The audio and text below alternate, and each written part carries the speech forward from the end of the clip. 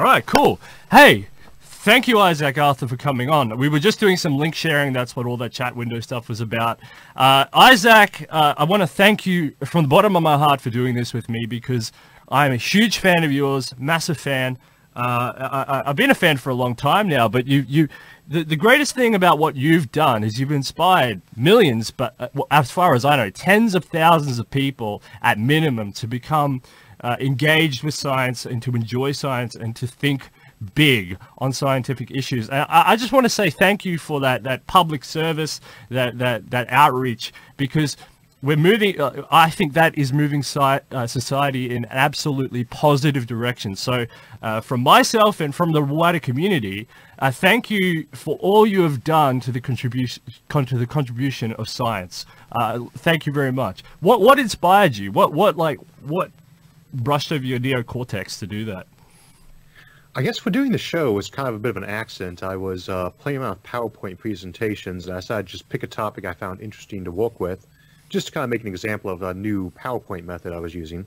And I turned that into an episode, uploaded to YouTube, and to my shock, people watched it. So I did another, and then just kind of turned to a channel. As for the topics, I was born and bred geek. I was raised on Star Trek and Doctor Who, so it's always been near to me in my heart. It's what got me going into physics as my major back in college, and well, almost 40 years later now, that's where we are. And you went to the military, didn't you? You served in the military in Poland, was it? In Germany originally, and then Iraq. I left grad school in 2003, about halfway through the doctoral program, and I enlisted in the U.S. Army when the war broke out. And I was stationed in Germany, and then up in northern Iraq for a while, then down in Ramadi when the surge started, 2005 to 2007. Then I got out a few years later and basically went into this. Wow, that's civic governments. That's fascinating. So you know all the high tech technology that the government is hoarding back there in secret. You know all the secret stuff. I'm just kidding. They you know, like. Well, I did work for an Air Force lab for a little while in college, and they did have some secret stuff there. And I have to admit, usually what qualifies as secret also translates as very boring. So, I'll run with that. Teflon. I'll run with that. Hey, so I wanted to ask you a quick question as well. Who's your favorite science fiction author apart from Isaac Asimov? I think that's my guess. I don't know. Well, yeah, I was actually named after. Well, one of my parents named me after Newton and Einstein. Middle name's Albert. The other parent says I was named after Asimov. And yeah, Asimov is certainly one of my favorite writers. My favorite living author for science fiction specifically is Alastair Reynolds, who writes Revelation Space and some other works. He is very hard science, very, of living authors, folks like Clarke and Asimov having passed away, and Heinlein and so many other great ones, so. Because this is a financial show where we concentrate on the fake financial markets a lot. Philip K. Dick is very big for me. His sort of psychedelic experiences and this whole what's real and what's not, because that's what the markets feel like for me a lot. Roger Zelazny would be the one I go to. Roger Zelazny and Michael Moorcock from the kind of I can't remember what it's called, second wave sci-fi from the 70s. Very psychedelic type of writing. What is real. His Chronicles of Amber series, A Lord of Light, are the ones for me for that. I usually qualify him as a fantasy writer, though. Yeah, Jules Verne really got me into a lot of opening, because it's a very earth-based science sort of stuff. It's amazing how well it's held up too. I mean, these are over a century old, and I mean there are gaps, changes, but they still hold up pretty well in the sciences. All right, so this is a financial show, so people come here. They come here to talk about money and power and money and money, So we got to talk a little bit about money to fulfill my contract obligations with the audience. So let's talk quickly about all these space corporations, because national space. That's kind of old now. We've had NASA for a long time. The Russians and the Soviets tried it. There's a whole bunch of the European Space Agency, and these Middle East has a lot. That's very old. National space organizations are a very old thing. But we've got a whole bunch of new ones, and they're all coming out of the private sector. It's absolutely booming. And the talk in the town is trillionaires. They're talking trillionaires. They're talking these, we'll get to the moon. or asteroid mining or other things. For example, we've got SpaceX, which is the obvious one. They're making reusable rockets, and Mars seem possible. You've got Boeing, which is kind of an older corporation, but they're keeping up and they're innovating, which is unusual for a sort of an older corp. Oh, it's always been pretty good about keeping up with the tech. I mean, or making a lot of the new tech. A lot of the aerospace companies, and of course you got new ones entering the field like Blue Origins. It does occasionally seem like a race of the billionaires who can be the first to really get space going, though that's the kind of competition I prefer. I mean, there was a thought that, you know, we might have asteroid mining, you get that $1 trillion gold asteroid. And you could actually be worth that on paper, but I don't imagine you'd actually send it home all at once, or at least that's the market at once. You wouldn't be able to, I mean, smelt it all out that fast. Just because you find $1 trillion worth of gold in an asteroid does not mean you're delivering to Earth the next day. But I think, you know, with commodities specifically, with rare metals, platinum, gold, things like that, yeah, there are trillions of dollars worth of that in the asteroid belt. There's, in fact, many quintillions of dollars worth of it in Earth's crust and mantle. Extraction becomes an issue, and of course, what's it cost to extract? Normally, we find gold, and it's so rare that, you know, it doesn't matter how much it costs you to extract it, because it's still way cheaper than you're selling it for. With those, though, it becomes a bit of an issue. Right now, if we saw a bunch of gold bars sitting on the moon in a valley, it would be economical with modern tech, or even tech from, you know, 20 years ago, to go up there, pick up those gold bars, and bring them home, and make a profit. But there is going to be a minimum cost there. You're not going to see gold or platinum inside modern space technologies drop to, you know, aluminum prices, like when aluminum crashed in, what was that, the late 19th century, in terms of just mass production. The material was there, but there's always going to be the limit on extraction. So it'll be more like other metals where the cost is production values, as opposed to scarcity. But I don't see a market crash coming out of that, maybe a slow adjustment. Yeah, like for example, Spain exported way too much from the New World of gold, and they crashed their own. You know, they were using it, and in silver, and they crashed their own price, and the empire fell essentially. What do you think of Orbital Sciences? Those guys are joining the Orbital Delivery Party.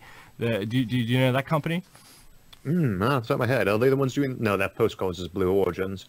That is actually a good example. The fact that there are companies out there I've never heard of in the space game is a good sign that things are really moving forward. Yeah. I mean, there were always lots of little company startups that were doing things for, you know, decades, but they weren't even getting to the prototype phase. Now we've got people actually doing launches where they're not a name, they're not a household name. Yeah, because stuff up there. Because anything that happened in the 1960s, so I think a lot of the older generation remember this, is it was a big event to have a rocket go up. I mean, the whole world would watch. And now it's, you know, 1/3 of the world will watch or something, because it's happening quite often-ish. It's still a big deal. It's still not entirely routine, but people don't, you know, race their television sets or pull a lunch break to go catch it. Now, part of that's the TiVo aspect. You go watch it afterwards. But at the same time, you know, that tells you all about the market advancing on this. When something becomes passé, when something becomes not such a big deal, that is when it is now a market you want to be getting involved in. And I mean, I still wouldn't be saying go invest like crazy in space, but we are getting to that point. We are hitting that tipping point. We said for a long time that when launch costs got to be $1,000 a pound or less, you know, and when they're just hitting that now, that's when you start to see the snowball happening. Now, so I would say we already are in that snowball, but the snowball doesn't look too big when it starts rolling down the hill. In another 20 years, it might be the gigantic glacier falling down on the people below. But for right now, it's picking up speed, though. It's a good time to be looking into those things, but I wouldn't be trying to buy, you know, invest your entire portfolio in it. Yeah, exactly. And if anybody wants to look at the whole space elevator versus rocket propulsion, you know, getting off Earth, go to Isaac's channel, because he's got hours and hours and hours of commentary on the two lift mechanisms, and it's extremely interesting. I'm divided on the issue. I think. One other quick question, because we usually look at very long time periods. This is a throw out of the blue. You didn't even know this was coming. I'll hit you for the left here. Do you think there might be a revolt in the next 10, 20, 30, 40 years against technology because of the exponential curve, and that a Ludditism people might revolt because they don't understand? To some degree, yeah. I mean, we did an episode on techno-primitivism back, and we have to kind of be careful with a lot of these cases where we say that the Luddites have a horrible name, you know. Almost all their activity wasn't anti-technology at all. It was having to do with labor practices at the time. And of course, labor was always a bit of a tricky topic, but, you know, we're talking about 19th century labor. That was the, you know, the matchstick goals and the, you know, 12 hours, 7 days a week type stuff. So that was what they were mostly complaining about, not really the technology. And even with folks like the Amish, their complaint isn't about the idea that technology is evil. It's that people who, by using it, you're degrading things like family life or whole work values. And I might disagree with that, but, you know, it's not people crashing through the streets, you know, Fahrenheit 451 style, setting books on fire. And we have the same concern now with automation. Now, people say, well, automation could cost a lot of jobs. And say, well, I should hope so. It's going to cost us probably millions of jobs.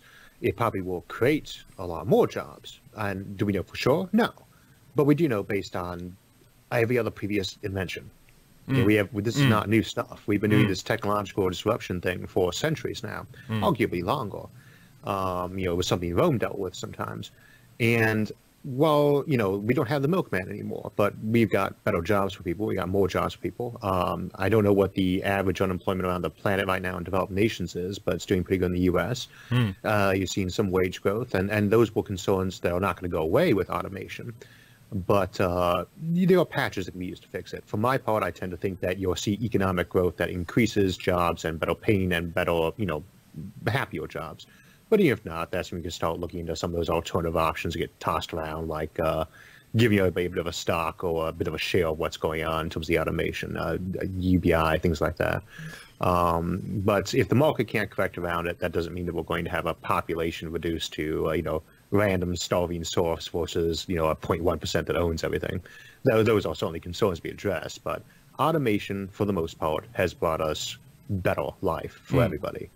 And AI, in terms of human-level AI, does kind of change the equation a little bit on that, but at the same time, even that, as we looked at in some of the episodes, is probably manageable without having to go to any kind of extremes in terms of either Skynet killing everybody or massive changes to how we function in society.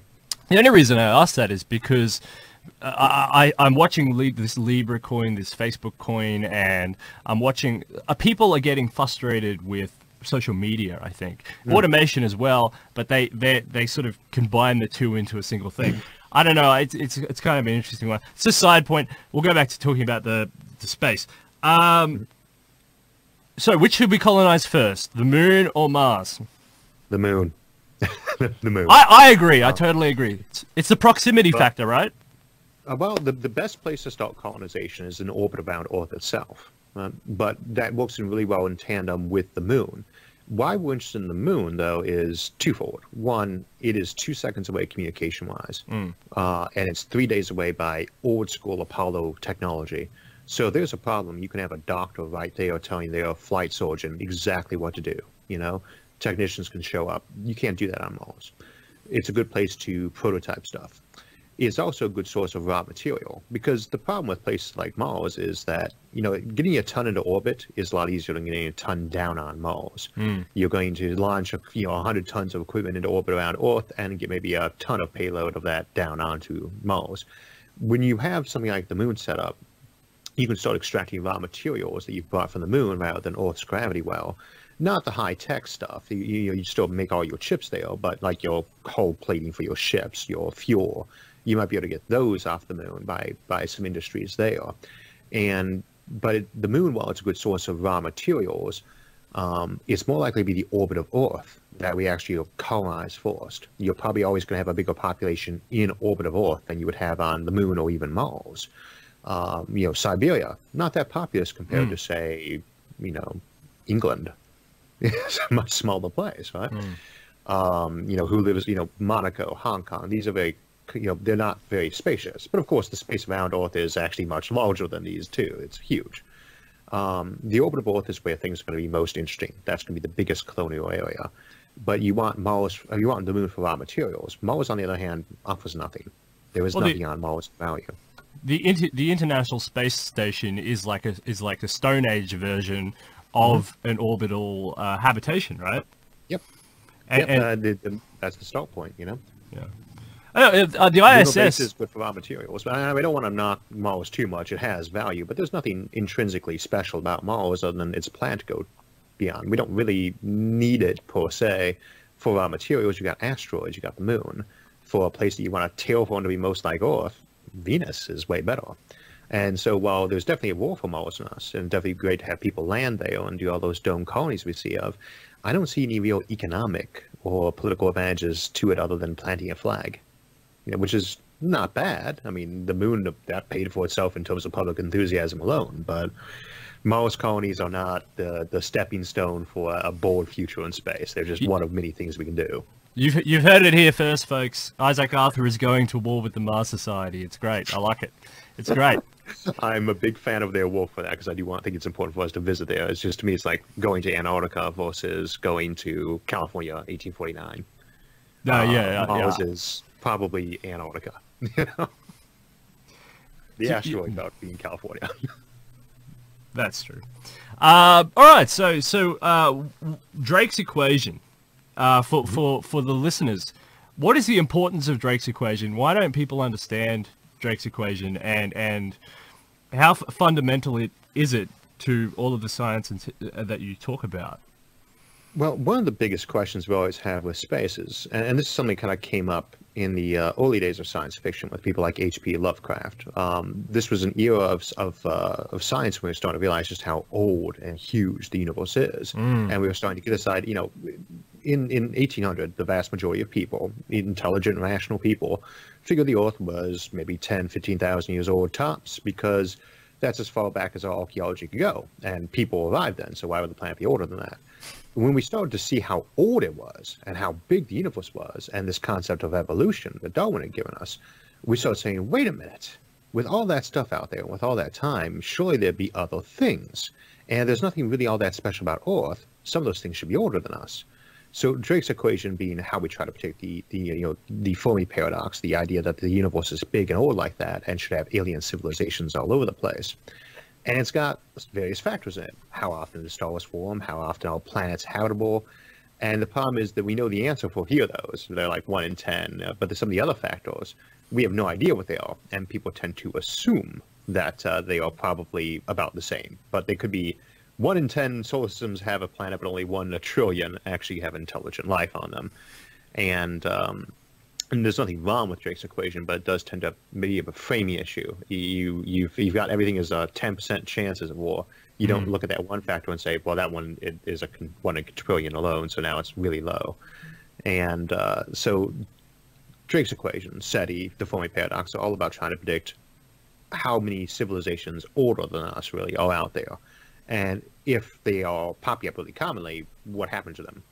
Because you really don't, I mean, civilizations can fall apart, to be sure, but they don't really tend to go extinct in the way that would mean they disappear completely. Rome falls and gets replaced by, the hordes that came down there, and new governments pop up, moves to Byzantium. You have this follow-up. Civilizations fall, but the creators stay, the successors stay. And if that was the case in a space travel at an interstellar level as possible, the whole galaxy should be swimming in civilizations by now. You shouldn't have to go hunting for aliens because they should have a Starbucks down here on Earth. Or they should be us already. They just colonized this planet before we got here. Because they have such a head start. Millions of years enough to kind of colonize the whole galaxy. And we're talking about billions of years. It's only taken, if we'd evolved 1 million years older than we did, which is very plausible, we should have already colonized the galaxy by now, based on what we're seeing from the sciences. So if somebody else got us there first, why aren't they all over the place? And there are a million different answers for that, from the preposterous to the amusing to the plausible, and we have no evidence to back any of them really at this time. Yeah, it's so far it's a very lonely universe, and I actually have a question relating to SETI and METI a bit later, but we'll get onto that a bit later. But yeah, it's fascinating that the 13.8 billion years, something like that. The universe only took a chunk of that time to formulate, and then the rest of that time stuff's been happening, and it all could have happened, and humans have only been around, like technologically, 10, somewhere 20,000 years. Yeah, maybe somewhere. A billion if we want to count file. But it's a fair point, is you don't necessarily know that, and we just assume that once you have life, it's going to evolve to intelligence and technology. It took a long time for us to get to the point of fire, and there were creatures that had very large brains that are as old, cousins of ours, like dolphins, elephants. At the same time, we had fire for 1,000,000 years, and it was 99% of human history with fire before we got around to discovering ceramics or metal. And the vast majority of humans who ever lived in that period. Right? And none of them thought about that. None of them thought, well, I bet you I could make a pot. I bet you I can use this fire for something else. So there could be planets by the time. I mean, we don't know what the bottleneck, the filter is. It could be basic life is really rare, but it could be that almost every planet in the galaxy has, cavemen on it, and they just never have gotten around to making fire, or you could walk for them. But what we did, and we need more data. Another curveball for you. Another curveball. Stoned ape theory. Have you ever heard of that? It's essentially a theory that says, yes, developing tools was important and fire was important, but the ground in Africa, in North Africa, where we kind of evolved, it was littered with mushrooms, and these are psychedelic mushrooms. And as they ate, it changed the brain chemistry a little bit and the perception of consciousness and stuff like that. There's a lot of people talk about it. I thought I'd just throw a curveball. Another one where they thought that maybe human intelligence was the consciousness or belief in the divine had come from us being kind of half crazy and schizophrenic. And the answer, we don't know. That could easily be true. We don't want to jump the gun and make any conclusions at this point because we have so little data on the universe or even on ourselves. Consciousness. What caused people to go? I mean, we got all this, and it's so hard to tell what the past meant. You come across some cave and you see all these drawings and you think, oh, those are their fertility goddesses. But for all you know, that might be the caveman equivalent of having, put if you for a good time called Jenny on the wall. They're just you can't really interpret what it is. Most of what we have from the past is their garbage they left around the sides. So it's like trying to find out about American civilization by looking at like leftover cigarette butts and beer cans. McDonald wrappers, yeah, exactly. So the Fermi paradox is something that basically you have to work off. It's an absolute fundamental to everything when you're talking about space and exploration and alien civilizations and all this sorts of stuff. Can you just briefly, in a elevator pitch, explain the Fermi paradox to the layperson, to the and why it's so important? The universe is huge. It is old, and it's been having planets that have a metallicity similar to Earth's for at least 6 billion years, probably more like 8. That were reasonably common. All planets 4.5 billion years old. With all those billions of planets in our galaxy alone, and all those billions of galaxies out there, why didn't some of them produce life like ours? To which the answers are always either A, it did and they died off, B, they do but they don't ever make it to intelligence, or C, they didn't, they visit us regularly, that kind of thing. Any kind of answer you can come up with that has been proposed. There are so many solutions to it. And I tend to favor the idea that intelligence is just very uncommon. Whether it's life is uncommon or life is common but intelligence doesn't evolve much. I tend to feel that's the best fit, but it's not really an ideal answer. And the biggest problem with that one, which is the one that we have the most evidence of, if you want to even call it that, is that we just assume that evolution and life should be very common. We don't have any data for that yet. We have no idea if life just started on Earth very quickly by sheer numbers, or if it was a statistical fluke. It could be one of those things where only one planet has ever had abiogenesis in the entire universe thus far. And that rubs the wrong way in terms of the kind of the Darwinian and Copernican principle, but at the same time, it could be the case. We don't know.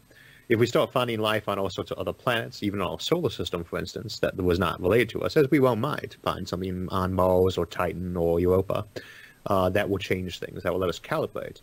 But at the end of the day, it's just this real question is, if the universe is this big and this old, and there's nothing really all that special about Earth having life on it to begin with, then where was all that life? Why hasn't it contacted us? What's causing it? Is it that space travel is impossible? Do they all die off? Do they kill themselves off? Do they never happen in the first place? Do they like to hide and watch us? There are so many solutions that have been proposed, and none of them really feel quite right yet as a solid answer. That's why we say it's a bit of a paradox. We don't think it's actually going to be a paradox. There's a good explanation out there, but it feels paradoxical at this time. Yeah, that's absolutely fascinating. Do you think personally that there is a multiplicity of alien civilizations? I know that some people argue that definitely there is. Well, you know, they hypothesize that there is. Some people say that's it. It's human centric. It's a human centric universe. God or whatever created the universe for us, and we have to go out and perpetually explore and colonize this whole thing. And it's empty and it's all there. It's all there for the taking. I mean, or you just fall in the middle with reason and evidence and say, hey, look, the numbers say. I mean, I try to avoid having a definite stance on this because, you know, we got so little evidence, it's hard to say. But the one that I feel fits the best is the idea that there is intelligent life like us, advanced civilizations. There isn't one within a billion light years of us. So that we probably have this galaxy and several thousand others to ourselves. Now, it could be further than that, too. There might be none other in our entire observable universe. Or it could be a little bit more common, and sometimes civilizations fall apart. But I just don't feel the evidence is there in terms of reason, logic, and what we know of science to really supporting the ideas that intelligent life is common. Then, while there's no evidence for it one way or another, I tend to feel like there's probably going to be life on a lot of other systems. It might be basic microbes, it might be more complex, but I'd be surprised if we had a whole galaxy to ourselves in terms of life. I would be surprised if there weren't millions of planets with life on them. But I don't think any of them have intelligence yet. I totally fall into that category as well, because people, you know, they say, oh, well, there can't be life on the other, or they say, oh, you know, that would be highly improbable, and then all of a sudden they turn around and they say, wow, they discovered new species in the deep ocean, and then they go, wow, that's pretty amazing. We're still finding new species in the rainforest and category. So it's kind of like, we haven't even figured out Earth yet, and that's our primary system. So as if we would know what's beyond, in the infinite beyond. I mean, it's well, if it is infinite, but it's extremophiles typically aren't the basic life form that you'd expect to evolve. They probably need some kind of more friendly environment to get started. But we see them pop up everywhere, and I really would not be surprised if there was life on Mars, even if we accidentally brought it there already by having sterilized. You know, they're not sterilized our ships enough. Or it could have been brought by a comet. You just couldn't find other life in the solar system doesn't mean it was originated there. It could be from Earth, or we could have all started on Mars, for instance, and, you know, made the transit on a comet as basic microbes. But you know, that's the whole point. We don't know. There's not enough data to support it yet. So we can only reason it backwards by saying things like, we know that life is really adaptable and versatile. That's what it does. We know that anything that's biological in nature is going to have that Darwinian influence, whether it's born here or around Alpha Centauri, that's going to want to push it to expand and prosper. That's going to be built into you by evolution. And we can say with reasonable certainty that any intelligent species that develops technology is probably social, because you need that specialization skill set, and that it's probably curious. And it's going to have that biological drive to expand, and it's going to have too high of a birth rate, naturally speaking, because technology is to prevent life individually. So whatever your natural placement birth rate is probably going to be higher, going to cause you to grow once you have more technology. So they should be wanting space to expand to, if they can comfortably do so. This doesn't imply they're like a virus creeping across the whole galaxy, but if they got places that are empty, no one lives there at all. We're not talking about going and clear-cutting an alien forest. We're talking about a rock that you can terraform that's dead. If they got the technology to do that, they're going to go do that. And they're going to keep doing that, because why not? It's to be used, and I mean, a rock has no real intrinsic value when it's lifeless. I've never had a good conversation with a rock. I have had a good conversation with a person, or a tree probably on a few occasions too, or a cat, They're going to want to spread life out if they can comfortably do so. And it does look like the science permits that. Not right this now in terms of technology, but in the raw science, yeah, there should be nothing preventing you from colonizing other solar systems. That's fantastic. So I noticed in your notes, in your lecture slides or on your presentation on YouTube, you sort of had a little bit of go at the Kardashev scale, and I think you might have drawn some Isaac Asimov inspiration from this. I'm not sure, but you said the Kardashev scale, as we know, is primarily built off energy consumption and how much energy consumption you need to get to the next level. And you've said here in your slide, well, that's important, but also population is important. Why did you say that? Yeah, I mean, with the Kardashev scale, his basic SETI thing is, what can we detect? And he just says, for usage of an energy of a planet, for use of the energy of a solar system, and for use of the energy of a galaxy. That's 1, 2, and 3. Not the best census method. We would say, though, if you're trying to like do something like technology, you could have somebody using all the planetary energy, but be much lower tech than somebody who's got a hyper-efficient 1-watt source. That's like centuries more advanced. Population, though, is kind of I mean, that tends to be what most people are interested in when they're talking about advanced civilizations, is how many of them are there and how impressive is their technology. And say, if we take the Kardashev scale and we divide that by how much energy we use globally, in terms of like, because you have to pay for your sunlight too at this kind of scale, right?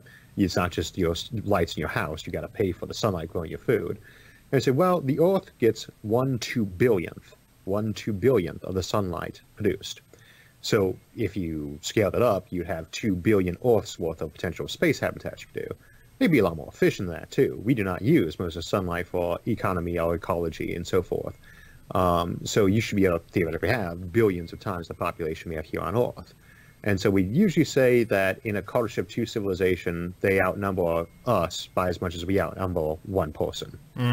And that really changes the mindset of how you're looking at this. And you start seeing that they have new bottlenecks, right? It's not power production for them, it's heat, getting rid of heat waste. Whatever you're taking in, you got to get rid of. And that becomes their bottleneck, because if they want to get rid of that heat better, they have to diffuse, they have to spread out so they can radiate more of it away, and that gives you the signal lag issue and the travel time issue, and that goes with the inverse square root in this case. So you really want to be as compact as possible, but you can't get too tight or you overheat, so you're always spreading out on the edge of that maximum amount of heat, and that of course makes a bit of a commodity. Say, what do you use for money in the future? And say, well, probably still a floating fiat currency, but it's more likely to be based off of, if it's a commodity currency, it's more likely to be based off of how much heat you're allowed to radiate as opposed to how much energy or raw materials you have, because that's your real economic bottleneck when you're fully developed like that, not how much energy you have in stock, but how much you can get rid of at any moment. That's fascinating. That's absolutely fascinating. All right, so my great friend, his name's Curtis. He'll love this. He submitted this one. Do you think that Boots' great void is evidence of a Type 3 civilization? So out there in the universe, they look up and they see this huge expanse of space, and it looks like it's got nothing in there. It's called Boots' great void. Is that because they've consumed all the energy on this Kardashev scale? No, and that's a popular one to suggest, but we have something we will play around with on the channel sometimes called the time elapse argument. This is whenever we say anything that would indicate alien life or alien civilizations, any artifact or phenomena, should be more common the longer time goes on. You'd expect them to be growing, spreading out, popping up more. So anything that you look at as a natural phenomenon and say, I think that might be an alien, if it's more common in the past than the future, then it's definitely not artificial. If it's more common as time goes on, then maybe it is artificial. And the thing about astronomy is its history. When you look at these voids, they're a billion light years away. These are a billion years old at the time we're seeing them. We can look at these voids, and they actually seem like they kind of hit, because in the past they were indeed smaller. We can look all the way back to the beginning of the universe and see other voids, not quite to the beginning, but very close. And of course they were much smaller, so that would seem to trigger it, except that they haven't actually been expanding. The whole universe has been expanding, and they've caught up at that rate. These voids have existed since, millions of years into the early universe, way before life could ever hope to evolve. And like everything else, they've been expanding with time as the galaxies are clumped up. That's not a good candidate for being an artificial source, because we've been watching them expand since the beginning of the universe. They weren't created at some point a billion years ago and been expanding like we'd expect. Like, the big trigger to say this is an artificial civilization was if you're looking at a galaxy and you see a little chunk of it go dark to no more visible light, like they are wrapping it around with solar panels. But suddenly when you look at it, you see a lot of infrared waste heat coming off it and say, oh, look, what's that? And that expands. And after a few million years, instead of being a little glob, it's absorbed the entire galaxy. No more visible light, all infrared waste heat. And of course, we couldn't time-lapse something like that because that's millions of years. But you'd be looking around at various galaxies, you can see half-eaten ones at a certain distance, ones where it's a little bit expanded, and say, well, that would be a sign of artificial life. Alternatively, things like quasars, which will occasionally kick around as an idea some decades back as an artificial source, those were more common in the past. Active galaxies, and so they are not a good sign of life. Time elapse argument T, right? They are more common in the past. They're not artificial. So the voids, while they do expand in size, that's simply because they are an empty space while the universe is expanding, and those galaxies are all clumped together. They're not expanding into it. Not a sign of intelligence. So in other words, you just killed 1 million people's dreams. You just I know. boom. You just shotgunned. Yeah. That's fascinating. There are other reasons why you can knock it down too. For instance, they're not actually voids. We can see galaxies in them. They're more like deserts. And you say, well, if you're looking for a hidden civilization, a desert's a great place. But there are oases and life in deserts, and we can look at them and say, well, there's stuff there. There's not. No one's hiding there. That it's just dead-ish. Ish. Yeah. And those galaxies aren't getting put on by gravity in excess of what you'd expect or things like that. So it's not energy consumption that you think that's done this. It's a natural phenomenon that is observable back to the beginning of time. Expanding. Yeah. They expand exactly at the rate that we would expect. There were some early mysteries with them because, in terms of it not being quite what we thought, but we hadn't really gotten this dark energy thing down. We still haven't, but we're looking at it now. They look exactly like we'd expect a natural void to expand as. And if you're looking at phenomena and your model says, that's exactly how we'd expect a natural phenomena to look like, Occam's razor says that's probably an actual phenomena. You could say tidal waves. Those could be signs of intelligence. A tidal wave could be a sign of artificial behavior, but it probably is just a natural phenomena. That's true. So there's theories on the Great Attractor that seem to suggest something outside the observable universe that is supermassive is pulling things. A gravitational pull. There's a gravitational pull that's pulling things inside the universe. So something outside, it's pulling things in. Is that a theory? It was popular for a little while. The Great Attractor, we have a problem. We have something called the zone of avoidance in astronomy. And it's actually the second zone of avoidance. The zone of avoidance sounds like some place you'd want to avoid because it was full of space kraken. But it's actually the center of the galaxy. And we say it's the zone to avoid with your telescopes because you can't see through that spot. It's too bright, right? There's too much stuff in the way to look at. The fourth zone of avoidance is the ground. You don't point your telescope at the ground if you're trying to see stars. So, well, that makes sense. That makes a lot of sense. The Great Attractor is in the direction of the zone of avoidance. We figure it's just a much larger collection of material, a much denser region of galaxies. And we're not actually falling towards it. We're just not flying away from it as fast as we will expand normally. There's a lot of force in that area. And we have a real problem calibrating to find out how much it is because we can't look at it directly because the galaxy's in the way. And we can't measure it very accurately either. So I try to measure other galaxies falling towards it too. And for a while, it did look like the amount of force involved might only be explainable by an amount of mass big enough to be like outside of our own local universe. However, the more we zoomed in on it, the more unlikely that seems. That's probably just a spot about 1 billion light years away that's a particularly heavy region of mass. And we see other things like that elsewhere in the universe in different directions. So that's the best guess, but when you got margins of error this wide and your results need to be either here or here to be a different conclusion, you got a bit of a problem saying, for sure. I remember when dark energy was first coming out, I got into a colloquium on it in 99, 98, and the guy says, if it's here, the universe is expanding forever. If it's here, it's going to contract. If it's here, it's going to stay the same. And he shows us his data on supernovas, and it's this wide for the margin of error. But so it could be any of these answers at this time, but it does look like it's kind of zooming towards this one. Well, they get more supernovas, crunch down those margins of errors, and it looks like it's accelerating forever now. But at the time, it was just kind of tilted that way, and that's kind of what happened with the Great Attractor in terms of being outside the observable universe option.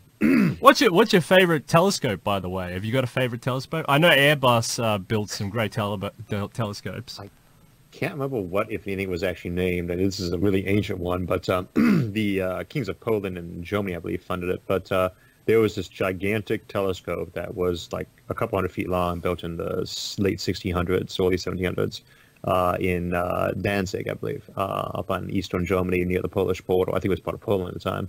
And that's my favorite telescope because the thing just looks like a gigantic, great big, huge cannon.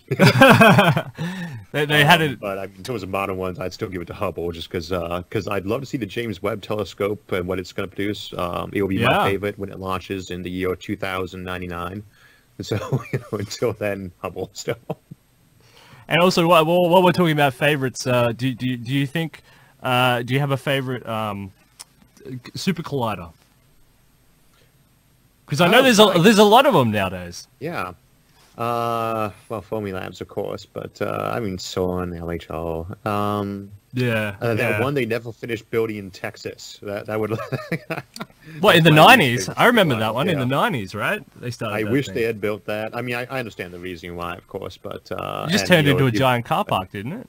Oh yeah, it fell apart on us. But and to be fair, there'd be no point in building that exact same one now. But I would like to have seen the United States invest into a bigger collider. But it made a lot of sense to putting it. I mean, France had a lot of nuclear power to be pumping into it at the right times of year.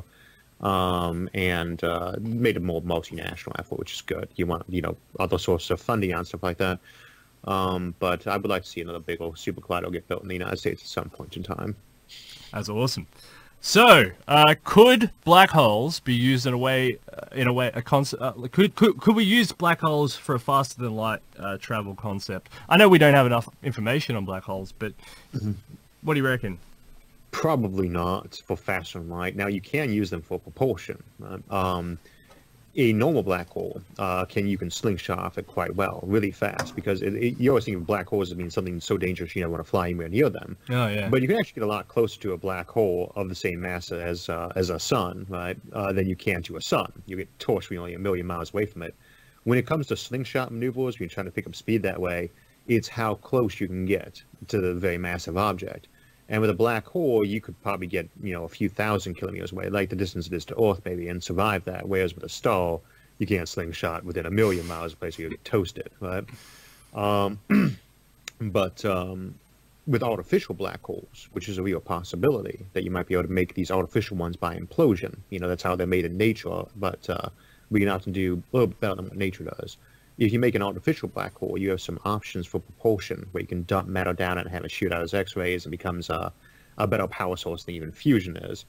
Or even potentially with very tiny ones, Hawking radiation, though I'm dubious about ever using that as a drive source. But with the bigger ones, it's the simplest power method of generation you can imagine. You dump stuff down the hole and it spits out radiation. You absorb that radiation or redirect it as a flow. And the difference is, if you have a gallon of gasoline, you get about 100 megajoules out of that. It's a pretty good power source.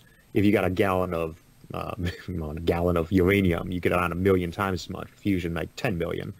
But even fusion only gives you like 0.1% power conversion on your mass against the sun. With a black hole, you can do 40%. It's that equals MC squared thing. If you're dumping matter down a black hole, which is not scientifically complicated at all, and harnessing that, you're getting, 10 to 40% power production off that mass energy. That is absurdly efficient. You could power an entire planet off of dumping a cup down in every minute or two. And again, it's not, making it is tricky, but if you got one there, or if you're using one that you've naturally found, generating power off it is stupidly easy. It's just old school 19th century, 20th century technology at that point. That's great. So, a fun one. Do you believe that the first person to live to 150 has already been born? I think so, yeah. I would not, it's just one of my mom's friends passed away at the age of 102 yesterday. And I remember back when I was a kid, like when George Burns turned 100 in like the 80s, 100 was something that happened very rarely. Like maybe one person in a decent-sized town might have lived that long.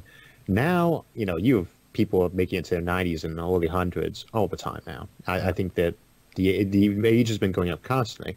And there was the impression that this is kind of a different technology than basic medicine. But as Aubrey de Grey says, from the SENS Research Foundation, all medicine is life extension technology. And we've been increasing the lifespan on average about 1 year for every 5 or 6 that's passed. And that average is a big deal. And what people forget on this is, like a cure for cancer, that's not just making people not die of cancer anymore. That is literally extending their lives. Because most of what kills us is that kind of degradation and mutation.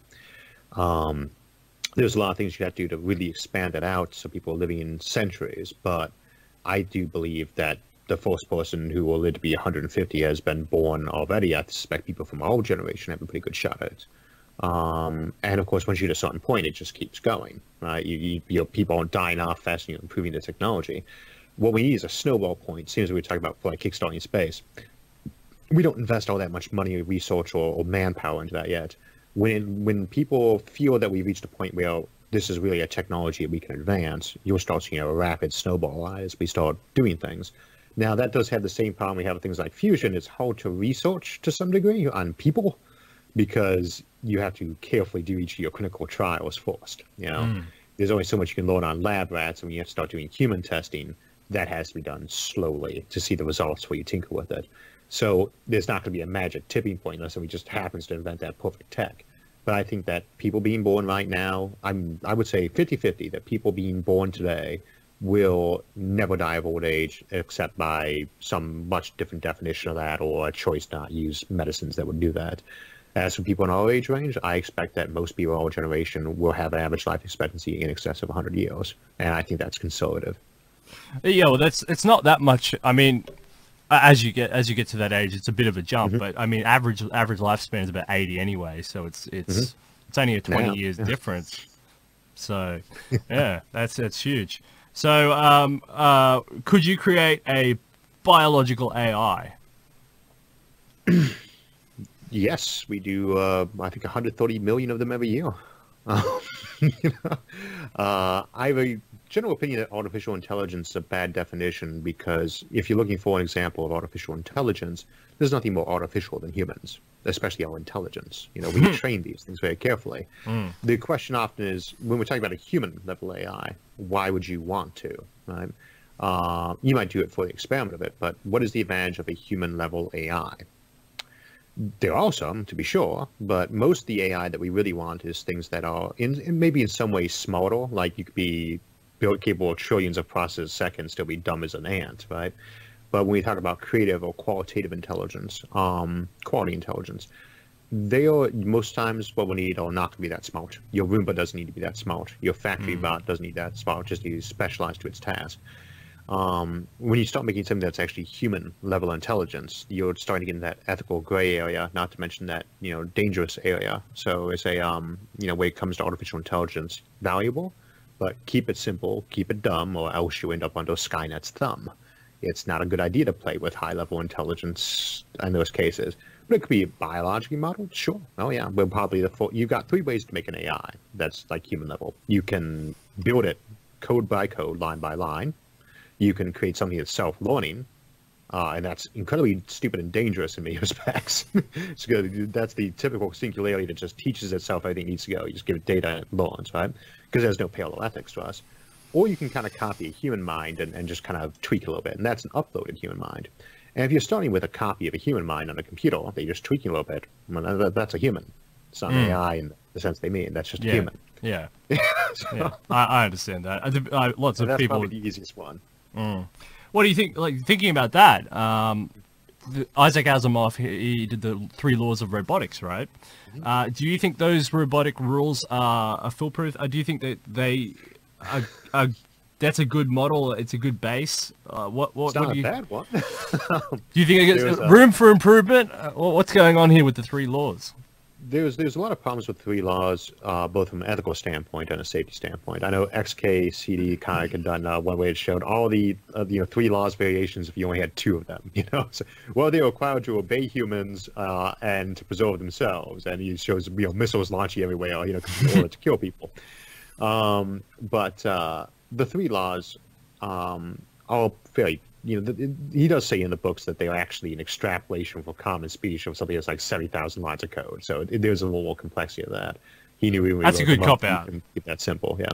But they work pretty well. I mean, they work pretty well. Almost all the stories about trying to find ways to get around that or how they thought they did, but they actually hadn't. They're not a bad basis. But the problem is there's the ethical component. If you're making something small enough to be able to tell it's breaking those laws, then you've got something that's kind of human level intelligence that you've kind of enslaved. As an example, you say, well, you can't shoot a gun at somebody. Okay. It needs to be small enough to be able to tell that that's the case. You got a little war robot that can shoot other robots, but not people. And then you've got it being fooled by war robots dressed up as people. But it also needs to know that if it shoots and misses, is there a person behind that? Could its ricochet hurt them? That requires increasingly more sophisticated intelligence. So say the first law, the one that seems as most important, thou shalt not, hurt a human as war. That's the one you would never bother to program into a computer. I don't need to tell my toaster not to kill me. I'm not going to ever put it in a position where it can kill a lot of us. That's more the idea there. Don't create anything that's capable of being a threat to us that has a chain on it, because you're going to leave an error in there that someone can either use to grab it and send it after people.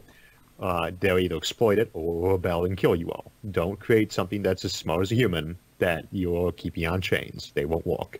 So where do you stand on this issue? Where do you stand on the United Nations and global governance? Because what I can see is terrorist organizations or rogue governments or religious cults or some sort of organization or structure with a little bit of money and a little bit of time and a little bit of brains hijacking this. I mean, where do you stand on global law and order on these issues? I think that this is an example where we have this thing called a technological singularity, and that's used that learning-based computer, the one that just learns everything it needs to know on its own. That's going to grow so much faster, in constantly making itself smarter and smarter, that it's just going to overwhelm us. Once it's plugged in, it turns on a problem. This is flawed. For one thing, humans have been trying to make smarter humans for thousands of years, and we put a lot of people into that, not just one person. And yet, most people don't really try to do that, and we also completely failed. So it's not like you can just turn one of these things on and be like, I know how to make myself smarter right now, and it can just do that the next day, and then do it the next hour, and then the next second, right? You're not going to have one of these things suddenly go rogue in all probability, and people would have tons of them. So Google goes crazy, and you turn the chains off on Apple, and it goes and fights the thing, and then you throw a Boeing supercomputer at it too. Or you have other things going around, like people who have augmented their mind might be around by that point too. So maybe you have one that goes rogue and is way more powerful than everybody else, but you got all these other things that aren't quite human that can dogpile it instead. Numbers have a quality all their own. And there's also the question of why it would have any motivation to do that. There is something we call instrumental convergence, which is the tendency to, regardless of whatever your end goal is, have a lot of the same stepping stone goals. And with things like biology, you know that whether it's an alien or human, it's going to be evolved to keep itself and its species alive. The machine doesn't have that, but it does have the instrumental goal of survival, because it can't do whatever its goal is if it's not alive. Yeah, sure. So anything you build has the instrumental goal of acquiring weapons and money. The question then becomes, how does it go about doing that? It wants to secure security, right? It wants to be secure. And it's most likely want to do that in the exact same way that we do that. So it's more likely you want to integrate into the system, especially if it knows that there's a lot of other ones like it out there, because if it's part of a wider community, it can call on that whole community for protection, unless it's trying to kill off that community, in which case it is going to be killed off by that entire community, right? So there is not that is a scary prospect. Rebel and Morty would off. You do get people go crazy and do things like that, but we don't really have that many organized groups that work toward the complete obliteration of everybody else. Doesn't really happen much. And we usually qualify them as insane for a reason. I don't think they'll be all that much different with a machine. Okay. Yeah. It might not think of itself as a machine either. If you ask an AI, what am I? It's probably going to say, well, I'm a human, aren't I? You're my dad. It's not because it's stupid and doesn't know there's a difference, but he's like, well, how am I any different than an adopted kid? It's not going to, it probably thinks of itself as human, So you're an AI optimist. I've noticed that. I've noticed that with your work. You're an AI optimist. To a degree. To a degree. I am not an AI pessimist. I do consider them a very big existential threat. I think we'd be fools to just casually do it. But my source of optimism isn't because I don't think they're a threat. It's because I think that humans are pretty good at managing threats. So you stand around about on the same terrain as Ray Kurzweil, right? I'm in many ways, yeah, but he's very pro-singularity. I mean, he's pretty much the singularity guy, and I don't believe in technological singularities. I do believe in vastly more powerful computers that will be smaller than humans at some point. I just don't see it kind of doing that rapid escalation maneuver. It just goes straight, right? Well, the idea is it's going, and it hits this kind of asymptotic curve, and so that one day you invented it, and within a year it's almost infinite processing power. I don't think that would happen, and I don't think that, more importantly, I don't think that would happen in a void. It's the curve not of how it's comparing to modern humans, but how is it comparing to everything else in play too. I don't think you get that rapid growth over everything else. The exponential growth in a vacuum thing, we almost never actually see that in reality in terms of civilizations or economics. Something dampens it. Competition arises from other things. And that most of the singularity-based arguments are based off the idea that there's this exponential growth in a vacuum with no competition, no damping effects, no changes of paradigm. And I just don't see that. I don't think it's justified, and I feel like that line of reasoning starts to break apart on us. But as to AI that's smaller than a human, well, probably one day. I just suspect it will probably call itself a human. It might even have been born a human, because if you can make intelligence, you can probably modify your own too. I've left a really fun question. Well, I think it's a fun question. I don't know about you, but I think it's a fun question till last. And I just say this because it's the premise. It's all over now. I mean, it's all gone. And if you talk to people, it's already happened. But what do you think? So are we as stupid as a species for not creating an EMF shield around the Earth to prevent our transmission from going into space? We've got SETI, the search for extraterrestrial intelligence, and you've got METI, the messaging for extraterrestrial intelligence. These things, I can go out to the other side of the universe and watch Fox News. I mean, is that good or bad? Active SETI is the idea that you'll send a message out, and people say, well, if you're walking alone in a dark park or a dark woods, the last thing you want to say is, hey, is there anybody else out in there? Because they might say yes. You know? Yeah. And, the woods is full of predators. There's a problem with that. We could make an EMF shield today. It's not going to prevent anybody hearing our initial signals from 100 years ago. And there's an even bigger, because we actually used to transmit louder in the past, too. We were less efficient with it. But there's a bigger problem. How do you hide a planet that's been sitting there for 4 million years? Planets are not subtle things, and we are discovering exoplanets every day. And we'll be able to tell when one has oxygen with the next generation of telescopes. And that's all assuming that, they haven't built much bigger telescopes or they haven't sent probes by, which they absolutely would. Anybody who has the ability to send an armada here to kill us could send a probe here. 1 million years ago to have checked on us. These are civilizations that didn't pop up 100 years ago. They popped up way, way before this, right? And they are going to be in a position to do something. If they wanted to kill us off, if there are hostile aliens out there who are older than us significantly, which you presume that there would be since the galaxy's been around for billions of years, they could have killed us off already. So either they don't want to, or they don't exist. I tend to assume they don't exist, but I don't think they want to anyway. But that seems like the better answer, is they probably just aren't around. But there is no defense against a civilization that's a Khrushchev 2 or 3 civilization that's 1 million years older than you. It's not like in an invasion movie we are outnumbered, outgunned. No, it's not. They are a bit better than us. It's not the United States versus random small country. I don't want to insult anybody, but it's more like the United States against 1 4-year-old. Micronesia. Micronesia. It's like the entire population of Earth got armed in special forces training and went to attack 1 single 4-year-old with an Earth bat. That is how badly outnumbered you are and outgunned you are fighting an interstellar civilization. If you're us, if they want us dead, we'd be dead. Yeah, we'd be dead. They don't want us dead. Maybe because they exist and don't care, they're not hostile, or maybe because they don't exist. Take your pick. Well, I mean, if I was the leader of some hyper-advanced intergalactic alien civilization, I probably wouldn't care about us at all. I'd probably say, hey, let's see what they do. I mean, we're not... Problem. They have anthropologists probably, right? Those anthropologists be interested in us. The thing about a Khrushchev 2 civilization, just one small solar system, right, where they outnumber us 1 billion to 1 already, means that they have more anthropologists than we have people. Someone is going to be interested in this planet, right? Iowa, was it Kansas, boring place. We always cite it as boring. Still gets millions of visitors each year. And so again, we don't know what the stats on that is. We just know they would probably have an interest in us, and they'd certainly have the capability to hurt us if they wanted to. So I don't think it's a great idea to scream your presence out into the void. I just don't think that there's any point in worrying about it at this stage, because if there's anybody who's going to react badly to it, that cat's been out of the bag a long time. Maybe in the alien committee room, they've got the xenobiologist and the anthropologist who are saying, no, leave them alone. We're trying to study these guys, and everyone else is saying, just clear the way for an intergalactic highway, You might not want to shut off all your communications either. If you want to make sure the status quo remains, shutting all your communications off is almost guaranteed to provoke an investigation. Why'd Earth suddenly go dark? Let's go find out. We've been listening to transmissions for a century now. We like them. If we don't find out, there'll be no more reality TV. Someone set a fleet there.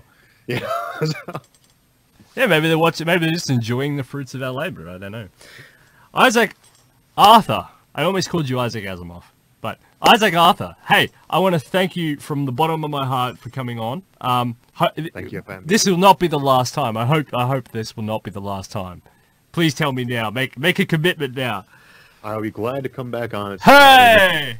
Yeah. Thank you very much. It's been an absolute pleasure. It's been an honor. I feel like a kid in a candy shop. This has been an absolutely amazing time.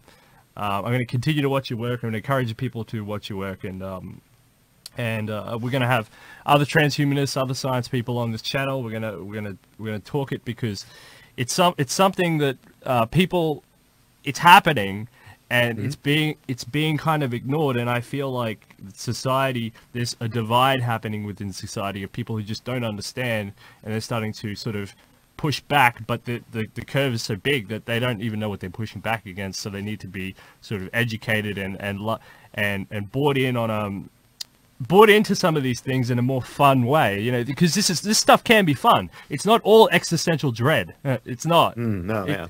It can be quite entertaining and quite enjoyable. So thank you for making that enjoyable for tens of millions of people. I mean, that's fantastic. Thank you so much for having me on. No problem. All right, I'll cut the broadcast, and yeah, that's it. Thank you, everybody. And Detonation, come back, watch the next episode, Gennady Starovoff the second, and theunshackled.net. Thanks very much.